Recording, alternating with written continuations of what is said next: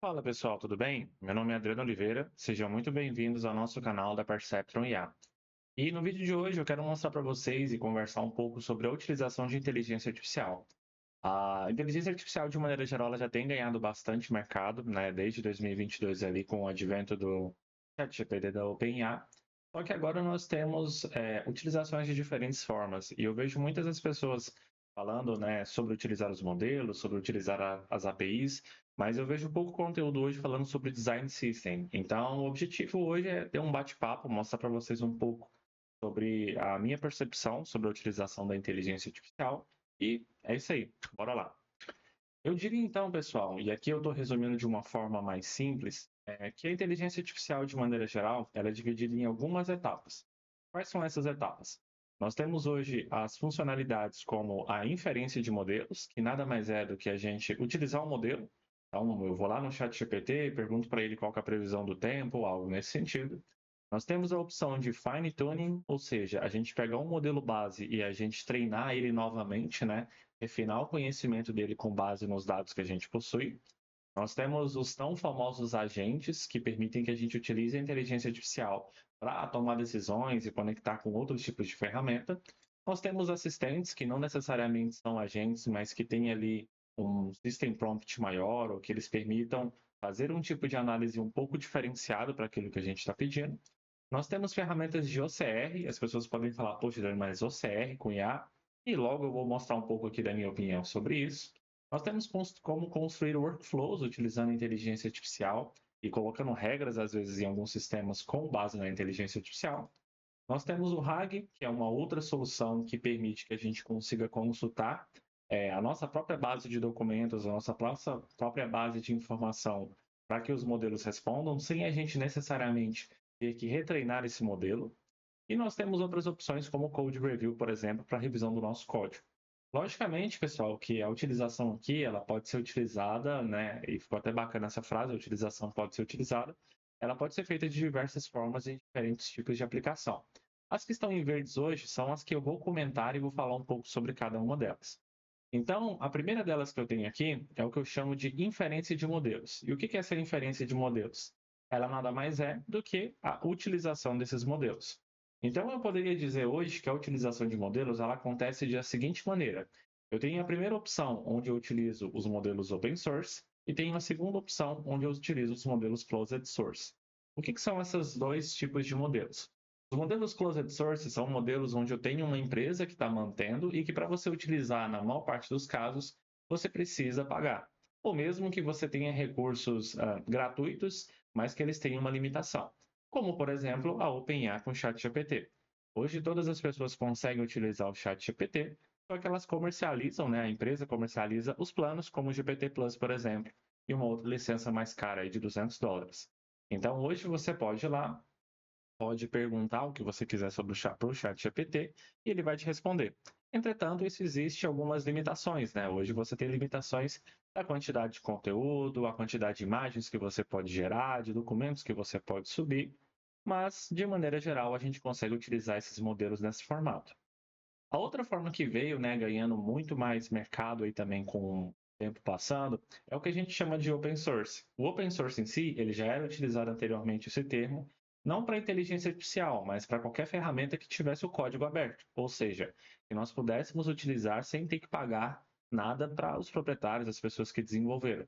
Normalmente esses modelos são desenvolvidos e criados pela comunidade, quando a gente fala em open source no passado. Entretanto, as empresas agora vieram, né, com a construção dos modelos e começaram a disponibilizar. Por isso que eu trouxe aqui o logo do Olhama. Apesar do Olhama não ser necessariamente uma ferramenta que desenvolve modelos, ele é uma das portas que permite que a gente utilize modelos open source. Os principais modelos open source que a gente tem hoje são do Llama, e aí tem essa diferença, Olhama e Llama não são a mesma coisa. O Llama é mantida, né, o Llama, até é um trava-língua às vezes, o Llama é mantido pela Meta, então lá ela desenvolveu todos os modelos que a gente tem hoje, com bilhões e bilhões de parâmetros, 8 bilhões, 1 bilhão, os modelos de instrução, de Visual Instruction, onde você tem ali multimodalidade muitas das vezes para você conseguir utilizar. E nós temos outros modelos que são disponibilizados, como a Microsoft disponibiliza o Phi, o Google disponibiliza o Gemma, e assim sucessivamente nós temos vários modelos. As principais diferenças que a gente tem entre eles é exatamente isso que eu disse. Para você utilizar o OpenIA hoje nos modelos mais caros deles, né, os modelos melhores, você vai precisar pagar. Enquanto no open source, nesse cenário, você não precisa de pagar para estar utilizando esse modelo. Você consegue baixar e utilizar na sua máquina, contanto que você tenha máquina suficiente para conseguir rodar esse modelo.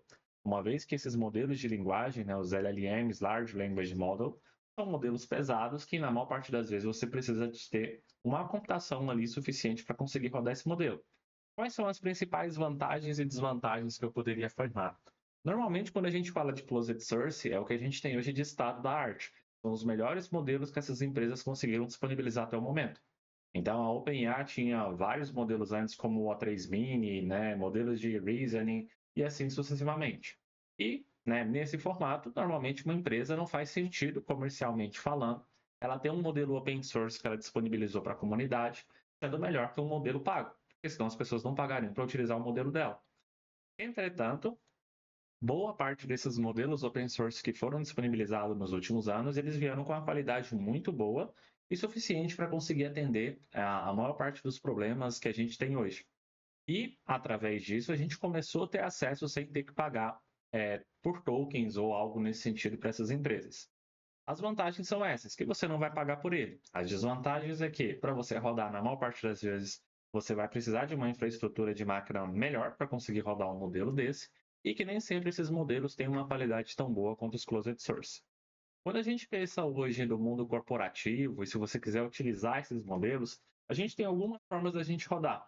Normalmente, quando a gente fala do closed source, a gente tem duas opções. Você entrar diretamente ali no chat, que é OpenIA.com, ChatGPT, enfim, você vai entrar ali e vai acessar. E na maior parte das vezes, quando você contrata um ChatGPT da vida, ele vai disponibilizar ali uma API ou mesmo um chat ali para sua organização. São os dois modelos principais. Eu não quis adequar e colocar mais coisas aqui, porque o conteúdo hoje vai ficar um pouco extenso. Mas, de maneira geral, são duas das principais formas de a gente consumir os modelos closed source.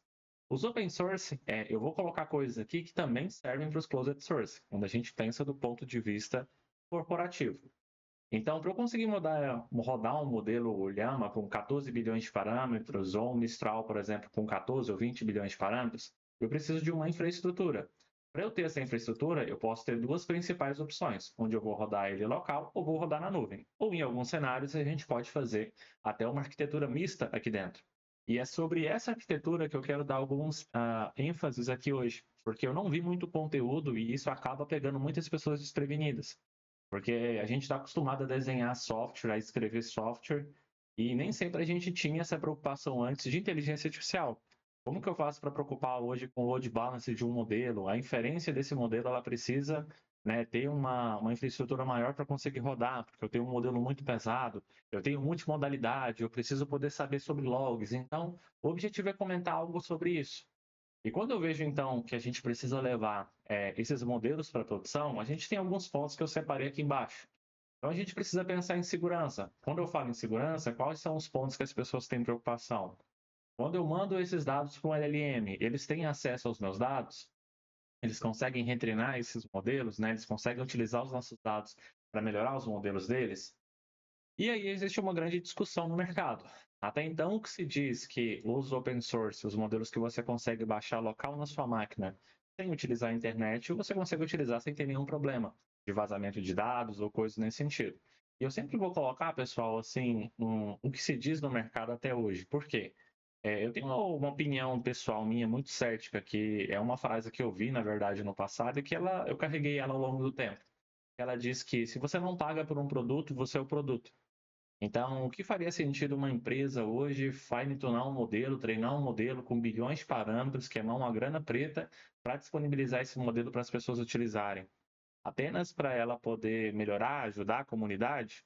Tudo bem, podem ter outros objetivos finais, como fomentar a criação de novos talentos em tecnologia para que ela possa absorver isso no futuro? Não sei. Mas é um pouco estranho ainda para mim até hoje, apesar de eu ser muito fã e defensor do open source, sobre a utilização desses dados aí de forma que a gente não esteja compartilhando nenhum tipo de informação. Então, quando eu penso em levar esses modelos para produção, essa é a primeira parte que a gente pensa, em segurança. Como que eu faço para esses dados hoje não vazarem, para outra pessoa não ter acesso aos meus dados corporativos? A gente precisa pensar em velocidade, porque se eu estou utilizando um modelo local ou mesmo a API, como que eu faço para ter uma instância que suporta múltiplos usuários fazendo muitas perguntas ao longo do tempo? Então, eu também preciso pensar nisso. Eu preciso também avaliar a questão dos logs. Então, como é que eu faço para identificar se um serviço meu parou? Como é que eu faço para saber se uma pessoa não está subindo um arquivo para o LLM muito maior do que eu tinha planejado? Ou se isso está gargalando a minha fila? Ou mesmo eu já vou colocar um limite desde o início quando eu criar uma aplicação com LLM, justamente para eu não cair nesse gargalo. Então, são alguns cenários que a gente precisa pensar quando a gente pensa em utilizar a inteligência artificial. Boa parte disso, na minha opinião, ela vem derivada ali um pouco do desenvolvimento de software e que foi um pouco adaptado e ainda é adaptado para a inteligência artificial hoje. Nós precisamos pensar em espaço. Então, por que espaço? Porque muitos desses modelos são muito pesados, principalmente se você trabalhar com open source. A gente tem um modelo, se eu não me engano, eu posso estar errado aí pelo tamanho dele, mas eu acho que o DeepSeek 670 e poucos bilhões lá, o maior modelo que a DeepSeek tem, ele tem cerca de 1 tera. E os modelos do Llama também tem um de mais de 400 bilhões que tem na faixa de 750 gigabytes. Então, caso você queira usar um modelo desse tamanho, você precisa se preocupar com espaço. E mesmo não sendo com esses modelos desse tamanho, você vai precisar preocupar, porque mesmo os modelos de 8 né, bilhões de parâmetros ou 14 bilhões de parâmetros, a maior parte deles tem mais de 4 gigas em disco. Então, dependendo da forma que você subir um container ou algo que você colocar ali para rodar junto, vão ser espaços maiores que você vai precisar se preocupar. E você tem que pensar o seguinte também, quando você está pensando em hardware, né, eu coloquei local e nuvem, você tem que tomar muito cuidado se você optar pelo local. Porque esses modelos atualizam muito e não tem tantas pessoas, do meu ponto de vista hoje, capacitadas para conseguir montar um cluster ali local para você, sem ser algo que você vai despender muito dinheiro. Então, normalmente na nuvem é mais fácil você escalar isso, porque você consegue ajustar ali os balances, você consegue aumentar mais recurso, diminuir mais recurso, do que você construir local.